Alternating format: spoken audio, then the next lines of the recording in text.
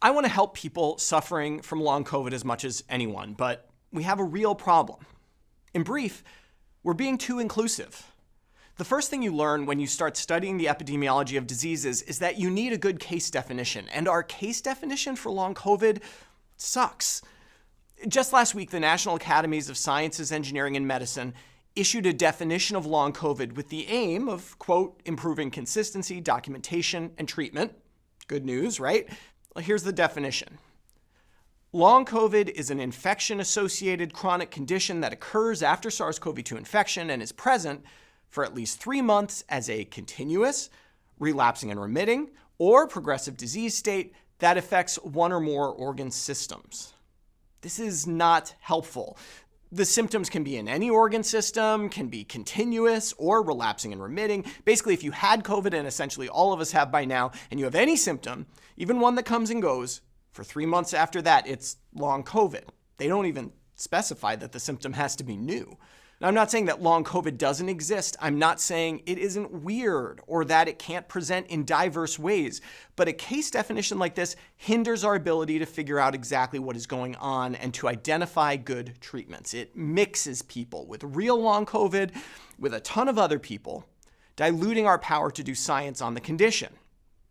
And I have sort of a case study in this problem today based on a paper getting a lot of press suggesting that 1 out of every 5 people has long COVID.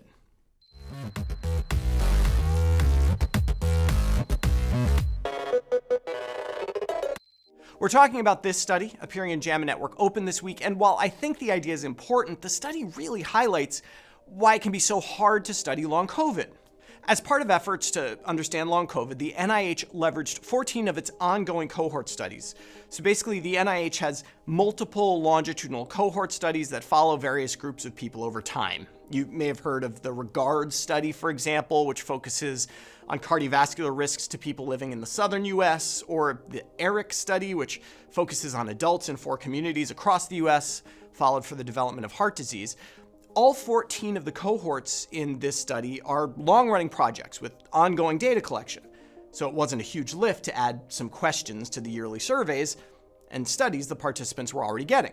To wit, do you think that you have had COVID-19, and would you say that you are completely recovered now?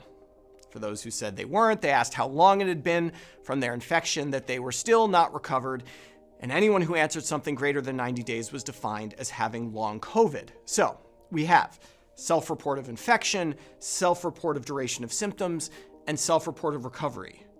This is fine, of course. Individuals' perceptions of their own health are meaningful, but the vagaries inherent in those perceptions are going to muddy the waters of discovering the true nature of the long COVID syndrome.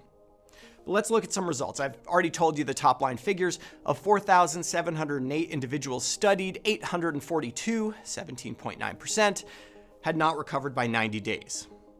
Now, this study included not only people hospitalized with COVID, as some prior long COVID studies did, but people self-diagnosed, tested at home, etc. This estimate is as reflective of the broader US population as we can get. And there are some interesting trends here. Recovery time was longer in the first waves of COVID than in the Omicron wave. Recovery times were longer for smokers, for those who were obese and those who had diabetes. Recovery times were longer if the disease was more severe in general, though there is an unusual finding that women had longer recovery times despite their lower average severity of illness. Vaccination was associated with shorter recovery times, as you can see here. This is all quite interesting. It's clear that people feel they're sick for a while after COVID, but we need to understand whether these symptoms are due to the lingering effects of a bad infection that knocked you down a peg, or an ongoing syndrome, this thing we call long COVID that has a physiologic basis and thus can be treated. And this study doesn't help us much with that. Now, not that this was the author's intention. This is a straight-up epidemiology study, but the problem is deeper than that.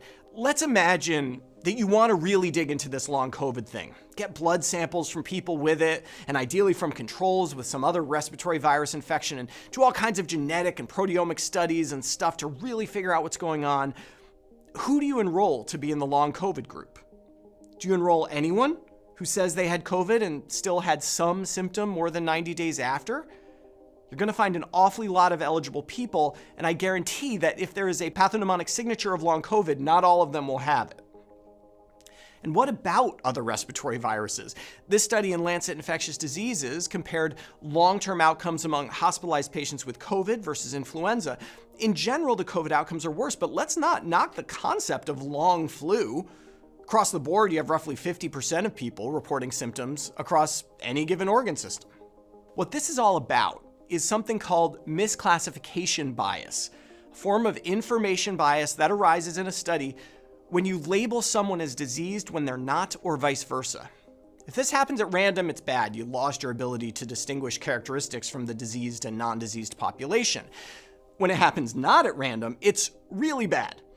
If we're more likely to misclassify women as having long COVID, for example, then it will appear that long COVID is more likely among women, or more likely among those with higher estrogen levels or something, and that might simply be wrong.